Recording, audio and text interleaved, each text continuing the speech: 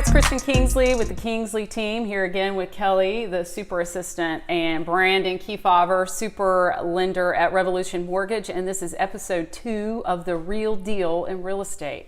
We're very excited, right? Yeah. We are very excited. So today's subject is 1099, self-employed. I think notoriously it's kind of thought to be really difficult to get a loan if you are self-employed. Is that a myth or is it true, Brandon? It is. I wouldn't say it's that much more difficult, but there's different requirements. We need different things up front when you're ready to start the pre-approval process.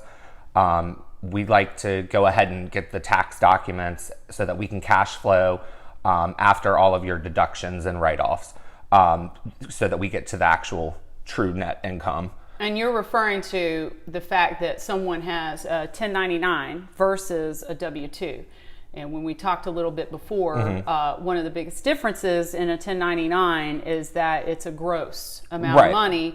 And so when you get those tax returns, what are you specifically looking for? Versus a W-2, we know that they've had those taxes withheld. So when you have a W-2, the income that's reported on that is a reliable net.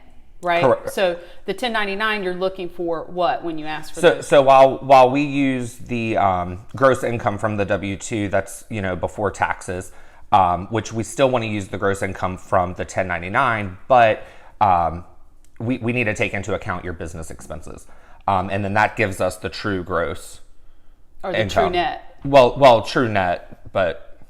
And y'all might see this door moving back here, but that's my dog going in and out of the door. So he is the other fourth star of The Real Deal in Real Estate. So anyway, so in other words, once you look at the tax returns with that gross that comes in from the 1099, then you can see just exactly how much cash flow basically someone has to also then afford the mortgage that they're applying for. Correct. Okay. And so what is something that, when somebody's applying for a loan and they have a 1099, they need to go ahead and have tax returns. How many years of tax returns? So typically 2 years. Now, if we do a Freddie Mac loan, then we can go off of your most recent year tax return if you've been in business for 5 years or more. Okay.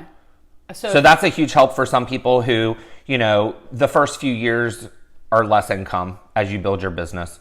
But now that you've successfully built your business and, making more than you did the previous 2 or 3 years. You can go off the most recent year. But if you haven't been in business for 5 years, then it would be a 2-year requirement. Okay. So for instance, right now, since some people are still in the process of filing their taxes for 2019, we would go off of your 2017, 2018 tax returns, but you'd also be required to provide a profit and loss statement from your accountant for last year. For 2019. For 2019. Just to make sure we're clear, do you have to have been in business 5 years? But you don't have to have been in business 5 years. No, if you've been in business for less than 5 years, then we would definitely need 2 years. Okay. The 2 most recent years. Otherwise, you could get away with just using 1 year. Correct. Okay. All right. So what are the differences like? Now, I know for a fact that we've had some clients who have gone to one bank and the bank told them they couldn't get a loan with a 1099. And then they've gone to another bank and then all of a sudden it works out. So what might be the difference between the lending institutions that one can do the 1099 or self-employed and the other one seems to, have problems? So, there are different requirements between a bank and a direct lender. We're a direct lender with Fannie and Freddie, so we go right off of their guidelines.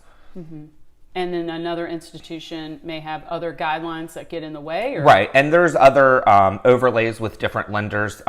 For whatever reason, they may have a different requirement than others for whichever reason. Okay, so once again, not all lenders are going to be exactly the same or have the same requirements. Do you have a higher interest rate or anything like that if you're self-employed? Is it a different loan type? It is not. It is not the same. It is not a different loan type. For instance, we have a first-time homebuyer program that if you were self-employed, you would get the same terms and rate as you would if you were a W-2 employee. 3% down.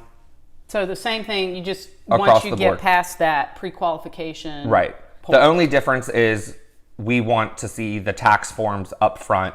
I have an awesome mobile app that allows you to upload tax returns, 1099s directly to the app. So when you are applying, it comes straight through and I can just cash flow the income myself. Wow, that's super easy. Mm-hmm.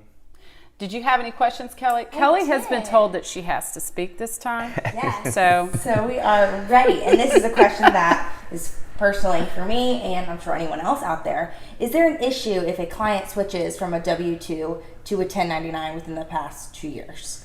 So there is. You would still have to have a 2-year history of the 1099 for us to be able to cash flow the income. For me personally, I mean, just going to commission from a W-2 recently, I would need 2-year history when I'm ready to buy or refinance.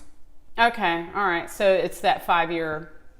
You don't have to have been in business 5 years. Right, but you'd have to be in for at least 2. So it goes back to that whole, if you haven't been in business for 5 years, then they're going to have to at least see 2 years Correct. of revenue. So anybody starting a business or changing a job to where they're all of a sudden considered a contractor, because this goes for people that maybe have an employer, but they pay them as if they're a contractor. Right. Okay, so if they go to that type of job, then they will have had to have been there 2 years and establish their revenue consistently. Correct. Mm-hmm. And I have seen that where for whatever reason a employer decided to take an employee from W-2 to 1099 and it killed the deal. Woo, yeah. So you might wanna... don't want, once you start the process, if you started as a W-2, you do not want to change to a 1099.